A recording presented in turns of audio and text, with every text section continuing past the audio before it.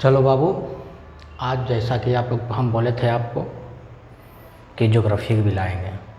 चलो आज geography start करते हैं बाबू। ज्योग्राफी में पहला है बाबू, हर कॉम्पिटिटिव एग्ज़ाम के लिए और ख़ासकर बिहार बोर्ड 10वीं के हिसाब से ये मतलब बना रहे हैं हर कॉम्पिटिटिव एग्ज़ाम के लिए भी बाबू, और बिहार बोर्ड जो हर 2025 में एग्ज़ाम होने वाला है उसके लिए। तो चलो बाबू, बिना व्यतीत करते हुए सीधे मुद्दे पे आते हैं। तो चलो बाबू, आज स्टार्ट करते हैं संसाधन। क्या बाबू? संसाधन, क्योंकि संसाधन से 5 से 6 नंबर में फिक्स है बाबू। तो आपका चैप्टर का नाम है पहला क्या बाबू? संसाधन। तो संसाधन स्टार्ट करने से पहले बाबू थोड़ा बहुत ज्योग्राफी के बारे में इंट्रो आपको दे देता, मतलब इंट्रो मतलब इंट्रोडक्शन, मतलब ज्योग्राफी से कुछ परिचय। तो चलो बाबू, देखो बाबू, भूगोल है क्या बाबू? भूगोल को अंग्रेजी में ही क्या बोलते हैं बाबू? भूगोल को अंग्रेजी में क्या बोलते हैं बाबू? ज्योग्राफी, GEOGRAPHY, ज्योग्राफी कहते हैं बाबू। और ये ज्योग्राफी जो शब्द है बाबू, 2 शब्दों से मिलकर बना है बाबू, और ये 2 शब्द है जो ग्रीक भाषा से लिया गया है। कौन सा भाषा से बाबू? ग्रीक भाषा से लिया गया है। कौन कौन सा है बाबू? ये समझो, पहला GEO, जियो प्लस ग्राफो।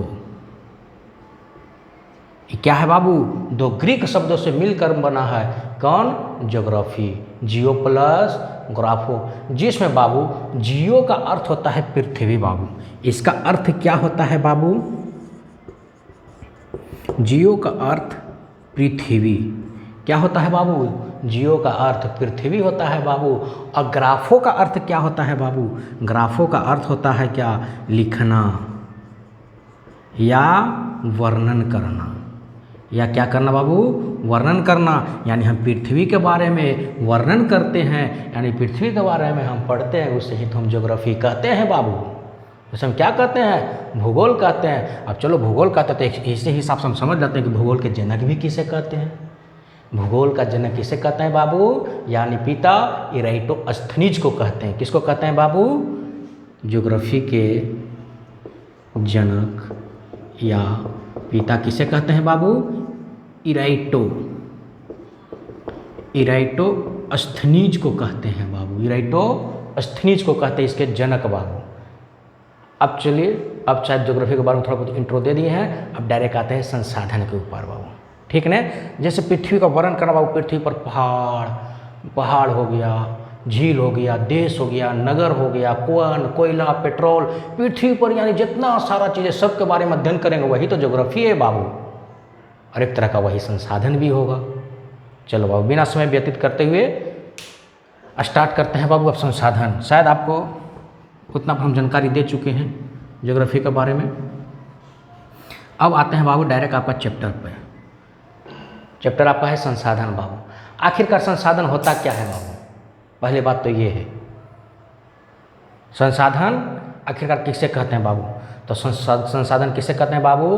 प्राकृतिक प्रदत्त संसार की सारी वस्तुएं। क्या बोल रहे हैं? प्राकृतिक प्रदत्त संसार की सारी वस्तुएं जिसे मानव अपनी तकनीक मतलब बाबू प्रौद्योगिकी यानी टेक्नोलॉजी, तकनीक, कुशलता मतलब बाबू अपना ज्ञान यानी समर्थ के अनुसार एवं समर्थ के अनुसार परिणत कर यानी उसे बनाकर अपने दैनिक और सामाजिक कार्यों में प्रयोग कर अपना जीवन यापन करता है बाबू, उस चीज़ तो हम संसाधन कहते हैं बाबू। चलो संसाधन की परिभाषा लिखते हैं बाबू।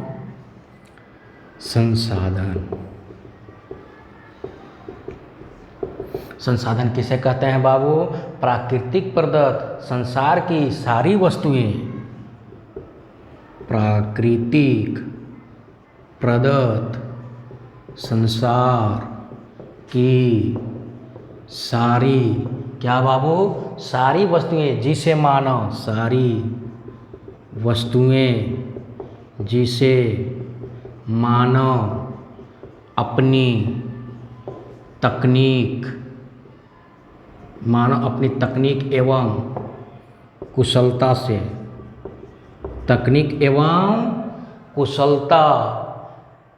कुशलता यानी ज्ञान एवं समर्थ के अनुसार कुशलता एवं ज्ञान और समर्थ के अनुसार क्या करता हो बाबू, अपना दैनिक जीवन में क्या करता हो, दैनिक और सामाजिक कार्यों में प्रयोग कर जीवन यापन करता हो बाबू। परिणत कर यानी उसके अनुसार अपने दैनिक जीवन में, अपने दैनिक जीवन में क्या करता हो बाबू, अपने दैनिक जीवन में क्या करता हो, प्रयोग कर जीवन यापन करता हो। प्रयोग कर क्या करता हो बाबू, प्रयोग कर जीवन यापन करता हो, उसे ही हम क्या कहते हैं बाबू, संसाधन कहते हैं बाबू। आ रहा है समझ में, नहीं आ रहा है बाबू, एग्जाम्पल से समझते हैं फिर से। चलो बाबू देखो क्या यहाँ पर लिखे हैं बाबू, संसाधन किसे कहते हैं, प्राकृतिक प्रदत्त संसार की सारी वस्तुएं, यानी जितना भी पृथ्वी पर सारी वस्तुएं बाबू जो प्राकृतिक प्रदत्त के द्वारा है बाबू, उसे मानव क्या करता है, अपनी तकनीकी मतलब नहीं समझ में आ रहा बाबू, तकनीकी का मतलब होता है प्रौद्योगिकी। अगर प्रौद्योगिकी का मतलब ये नहीं समझ रहा है बाबू, तो प्रौद्योगिकी का मतलब समझो टेक्नोलॉजी। क्या बाबू, टेक्नोलॉजी, यानी टेक्नोलॉजी के द्वारा बाबू और कुशलता से अपना ज्ञान और समर्थ के अनुसार बाबू क्या करता हो, अपने दैनिक जीवन में प्रयोग कर जीवन यापन करता है बाबू, उसे ही हम क्या बोलते हैं बाबू, संसाधन कहते हैं बाबू। या एक संसाधन कैसे भी कहते हैं बाबू कि प्रकृति प्रदत्त संसार की सारी वस्तुएं जो मानव अपनी कुशलता एवं ज्ञान के समर्थ के अनुसार जीवन यापन करता है, उसे संसाधन कहते हैं बाबू। जैसे समझो ना बाबू, जैसे हम लोग पहले, आज से पहले कुछ दिन पहले कोयला से खाना बनाते थे कि नहीं बनाते थे बाबू, यानी हमको आवश्यकता कोयला का था, तो कोयला का में दिमाग लगाए, टेक्नोलॉजी के हिसाब से अंदर से कोयला निकालते थे और उसका हम उपयोग करते थे बाबू। जैसे एग्जाम्पल ले लो, हम लोग जल भी तो एक तरह का संसाधन है ना बाबू। आज से कुछ दिन पहले जल नदी के द्वारा पानी पिया जाता था बाबू, गांव मोहल्ला में नदी सूख गया तो फिर आया चापाकल, यानी अपने दिमाग लगा के चापाकल से बोरिंग किए बाबू, और बोरिंग कर फिर पानी पिए बाबू। और अगर आज के डेट में अगर ज़्यादा आज के डेट में बोरिंग होता है तो बोरिंग में भी तो तकनीकी से हुआ है बाबू, टेक्नोलॉजी से। तो यहाँ क्या लिखे थे बाबू, आप मानो अपनी सारी वस्तुएं किससे बाबू, अपनी तकनीकी से क्या करता, कुशलता से, अपने ज्ञान और समर्थ के अनुसार, अपना आवश्यकता के अनुसार अपना जीवन यापन करता है। जो आवश्यकता पड़ता है उसके हिसाब से संसाधन क्या करते हैं बाबू, बनाते हैं। और क्या होता है, उसे हम संसाधन कहते हैं, यानी अपने आवश्यकता के अनुसार बाबू। जैसे अभी हमको आवश्यकता क्या है, जैसे अभी पढ़ा रहे हैं तो मेरा आवश्यकता के अनुसार जैसे पेन आया बाबू, तो ये आवश्यकता पढ़ा होगा तब तो बनाए होंगे बाबू आवश्यकता। तो आवश्यकता का तात्पर्य क्या होगा, ये बना होगा, अभी से हम उपयोग कर रहे हैं। बिना आवश्यकता कुछ हो सकता है नहीं ना। जैसे आप लोग अभी आवश्यकता क्या है, जैसे अभी आप लोग वीडियो देख रहे होंगे मोबाइल में, तो अब तुमको आवश्यकता पड़ा तब तो मोबाइल में क्या लगा होगा, तकनीकी लगा होगा। और तकनीकी तात्पर्य क्या हुआ, ज्ञान लगा होगा, यानी अपने समर्थ के अनुसार किसका उपयोग किया, अपने दैनिक जीवन में फोन उपयोग कर रहे हैं बाबू, उसी को तो संसाधन कहते हैं बाबू। और दुनिया में जितना भी सारी वस्तु सब संसाधन है, बस फर्क इतना है कि जिसको जितना आवश्यकता है उसके हिसाब से उपयोग करता है। ये आता है बाबू, डायरेक्ट 10 क्लास एग्जाम में पूछता है कि 2 नंबर में संसाधन को परिभाषित करें। आया संसाधन बाबू, हमको लग रहा है कि जहाँ तक एकदम इतना आसान भाषा में समझा चुके हैं बाबू कि समझ में आ गया होगा। अब चल तो बाबू अब कुछ और बोलते हैं। 1 नंबर में पूछता है तुम्हारा बाबू, एकदम समझाएंगे बाबू, टेंशन मत लेना, 1 नंबर भी नहीं छूटने देंगे। जैसे बाबू एक जिमरमैन थे, एक व्यक्ति थे बाबू जिनका नाम था जिमरमैन। ये बोले थे बाबू कि संसाधन होते नहीं बनते हैं, होते नहीं बनते हैं। किसने कहा था बाबू, जिमरमैन में। तो हम लोग रटना नहीं, एकदम नहीं रटना है। अगर रटने के लिए रहता तो यूट्यूब पर बहुत सारा वीडियो है और किताब भी। रटना एकदम नहीं, एकदम समझ कर बनना है। या और कोई पूछे तो तुरंत बतावे कि आओ बैठो हम तुमको समझाते हैं आखिरकार क्यों कहा, कैसे होता है। तो चलो बाबू, जिमरमैन ने क्यों कहा था कि संसाधन होते नहीं बनते हैं, तो जैसे एग्जाम्पल ले लो तो बाबू कोयला भी तो एक तरह का संसाधन है ना बाबू। जैसा कि तुम लोग बचपन में पढ़ा होगा कि कोयला एक तरह का कौन सा संसाधन है। कोयला बड़ी बड़ी चट्टानों से, जैसे कोई आदमी दब उब जाता है बाबू, कोई तरह भूकंप आएगा तो बड़ी बड़ी चट्टानों, जहाँ तक ऑक्सीजन का ना पहुँचो तो बड़ी चट्टानों से पेड़ पौधा आदमी जीव जंतु कई करोड़ों वर्ष तक दबे रहते हैं बाबू।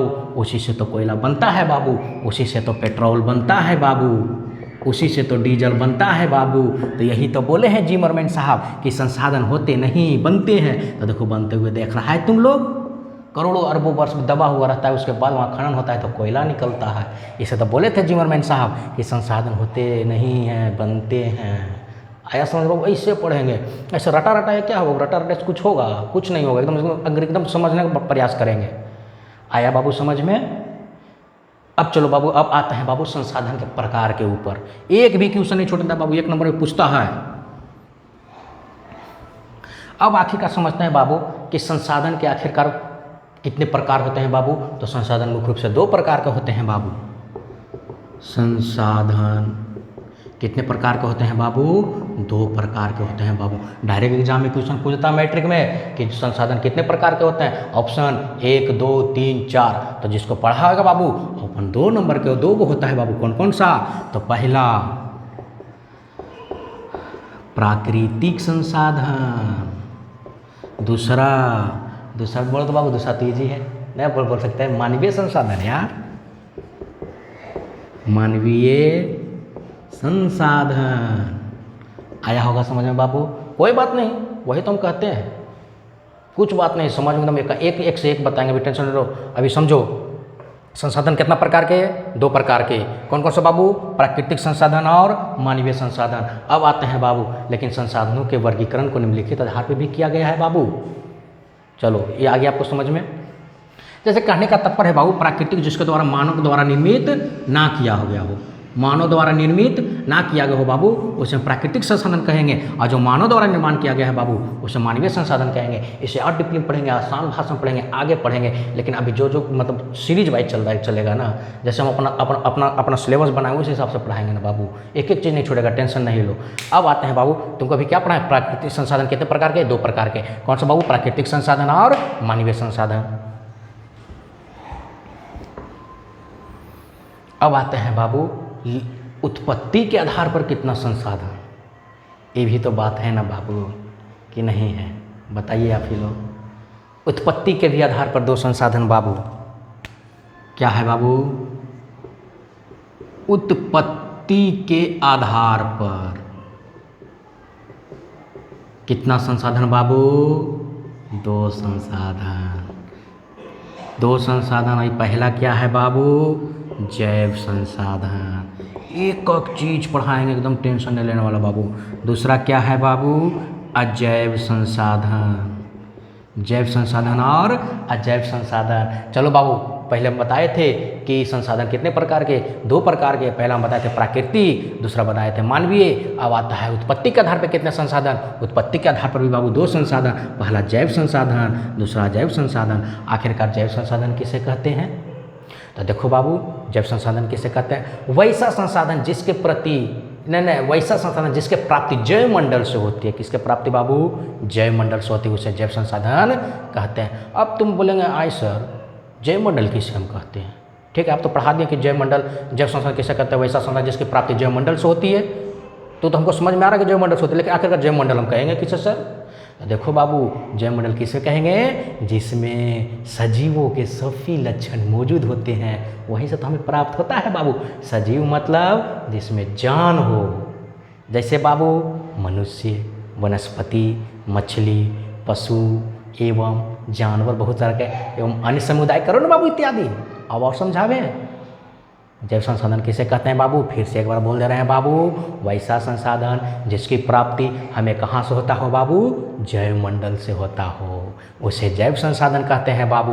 अब आपको लगाए आए सर जी जैव संसाधन तो समझा दल हो, अब हमारा जैव मंडल नहीं समझ में आ रहा है। तो जैव मंडल किसे कहते हैं बाबू? जिसमें जिस सजीवों के लक्षण पाए जाते हैं उसे तो हम कहेंगे बाबू। जैसे मनुष्य,